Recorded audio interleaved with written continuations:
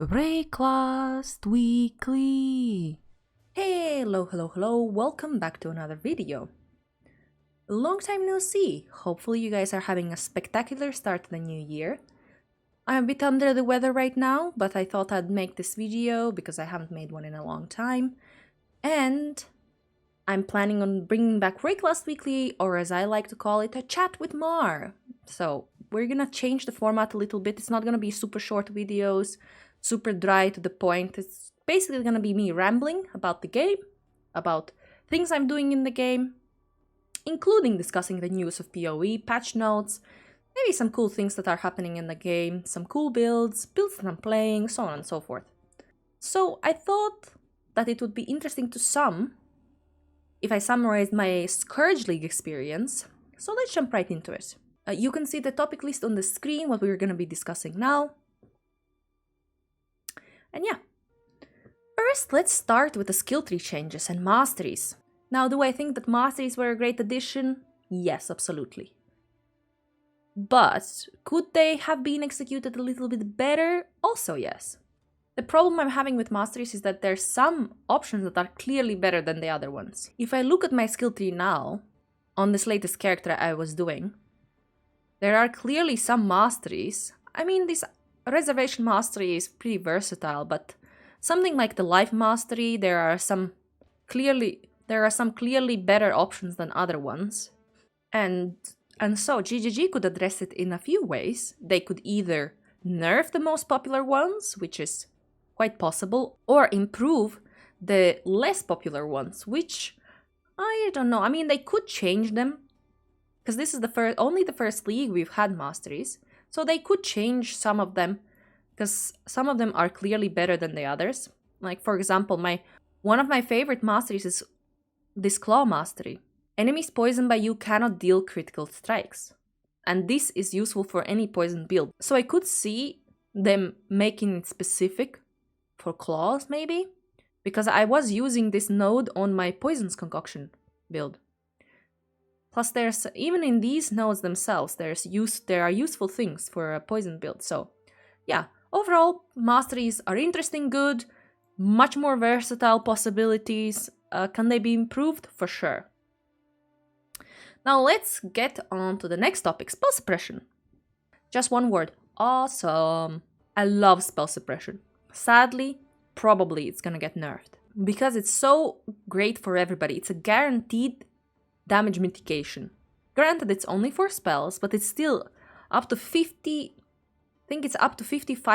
reduced damage taken. Now, we could devil's advocate this and say that Spell Suppression is just a patch on the creeping spike damage. But at the same time, Path of Exile has been going into the direction of needing more defensive layers. That is maybe a symptom of a bigger problem with the damage creep. But also another reason why I think it could be nerfed is because it's so readily available on gear that you don't even need any nodes on the skill tree. You could get Spell Suppression without investing any skill tree points. So maybe I don't see them nerfing the nodes on the skill tree, like these ones, but lowering the values you can get on the gear. That could happen. Could see that happening. So you have to invest a little bit more just because it's so powerful. That brings me to my next point, removal of dodge. It did make me feel a little bit sad, just because the defensive layers on the right side of the skill tree were already a little bit questionable. Plus, they changed how blind works. They changed how you get Fortify, and they removed dodge. So I feel like the defensive layers that people relied on the right side of the skill tree, that were relatively easy to get, now you either have to invest more, because blind scales basically from evasion, which seeing that evasion got improved is not a bad thing, but blind was much more powerful before with just getting blind than nowadays. And Fortify is completely removed from non-melee characters.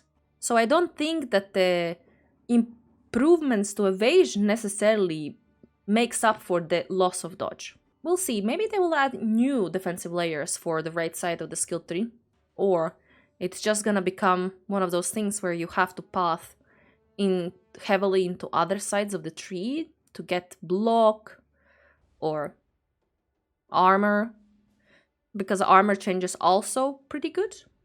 Now, I do kind of see why they did remove Fortify for most characters, which kind of made Champion even more OP, because we've seen all kinds of builds come out with Champion. We've seen all kinds of builds come out with Champion, like traps, spellcasters, just because of those defensive layers. You get the armor, evasion stacking, the even aura stacking, trappers, miners, all that kind of stuff, just because you get free Fortify.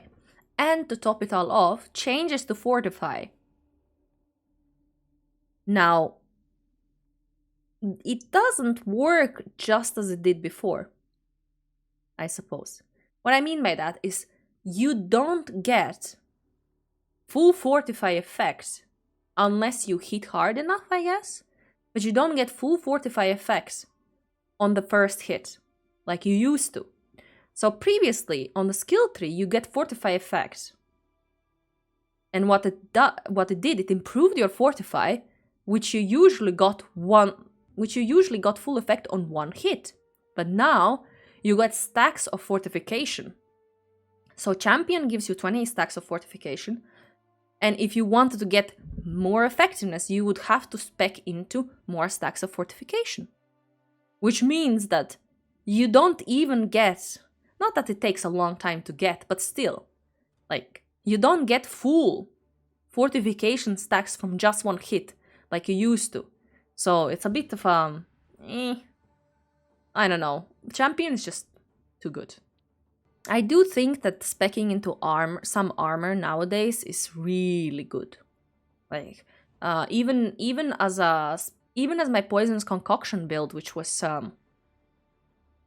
Pathfinder, I could have specced into some armor, or even actually converting all evasion to armor, and then have spell suppression. Well, I don't know. It's really difficult changing all your evasion to armor. Maybe not the best, but hybrid gear is pretty good nowadays. Alright, so that covers my most obvious changes to the skill tree this league that I kind of noticed the most. Even though I didn't make that many characters. But the characters that I did make, some changes did affect me. Especially because if dodge would have been available for my evasion character, I would have 100% taken dodge plus spell suppression. But yeah, so let's move on to the next topic, which is League Mechanic. Yay! How did we like League Mechanic? I kind of liked it. So, my biggest problem with the League Mechanic wasn't the Scourge necessarily. It was this. The Krangling of items. I disliked it heavily. I felt like, considering I'm a casual player, 40-40 forever, but casual 40-40 forever player, as you can see. I'm flexing on you guys. Haha. Yeah. I still felt, even though I play a lot, that it wasn't worth my time pretty much at all. None of my, well, these gloves I bought, but none of my characters really use any Krangle gear. Unless it was while I was leveling on my first character. Because it just felt useless. It was higher chance for you to break the item, or the detrimental mod being so much worse than the good mod being good, that I was like, what's the point? Why? It's most likely that I'm gonna make the item worse than better, so I just didn't bother. Now, on the other hand, the map one is really, really cool. I really like the Scourge maps, and I mainly did play them on my Magic Finder. because of magic finding being really, really good this league, because of all the extra monsters you got from Scourge, and getting a lot of money. You get loot explosions anyways, regardless if you do it on a magic finder. But because you get so many extra monsters and tower farming, yay, everybody and their mother was doing it, so I did it also because I wanted to get rich. I needed to fund my GG character, right? So, for magic finding purposes, it was really, really great. I wouldn't necessarily say it is, in my opinion, obviously. I didn't think that scourging maps for endgame farming, so tier 14s, 15s, 16s, is worth it. Just because you already need to invest quite a lot into defensive layers nowadays to survive Scourge. And if you made those monsters even harder, you would have to spec into even more into defensive layers. And I don't know. I mean, as a softcore player, I wasn't really willing to do it, so I did it on my magic finder. It was great. Love Scourge maps. Another thing I loved about Scourge League is the Tainted Currency. This is great. These were amazing. It made it so easy to get sixlings, get off colors, quality your items. Just awesome. Just amazing. Love it. Great. These Tainted Blessings also awesome. I think it's a great addition. They're probably gonna get removed. Well, we already know that the Scourge is not going core. It was announced last week. So all of these, and they don't even have any ideas when and if they're gonna bring it back, which is unlike Ultimatum League, which they did say that it will come back in a future league. So is it possible that this is gone forever? These Scourge currencies, Krangling, maps, and so on and so forth. So yeah, overall, League gets a thumbs up from me. I won't miss really the Scourging, and not necessarily the Scourge monsters, but I will miss the Scourge maps and the Scourge currency, the Tainted Currency. It's great. Love it. Yeah. Now, what comes with the League? Of course, challenges. So let's talk about challenges and Scourge League. I think 36 challenges were quite achievable this league. If you're just going for the MTXs, MTXs were... I love the weapon effect because I played Spectral Helix. And actually the Scourge weapon effect gives kind of like an MTX for your Spectral Helix for free. Obviously, you need to do 12 challenges for that, but that's quite achievable, so that's really nice. You can, if you're playing Spectral Helix, free MTX. Anyways, they weren't too pretty for me. Like these wings, quite creepy. I can show you. Where are these Scourge wings? There we go. Scourge wings. Oof. Super creepy. Ugh. I mean, they have this, they're like Spidey legs, right? They collapse when you stop, but oh my god, really not my cup of tea. And then the pet, Scourge pet, also really creepy, like look at that. Oh my god. So yeah, I'm not super big fan of the... Not super big fan of the rewards themselves. But, I mean, for some people, that's, I guess, your preference for aesthetics. Now, let's talk about what was wrong with these challenges. First of all, I think this was one of the hardest leagues to complete 40-40 in solo self on. Now, why? Why is that? Basically, it's mainly because of the aspirational content challenges. So what is aspirational content?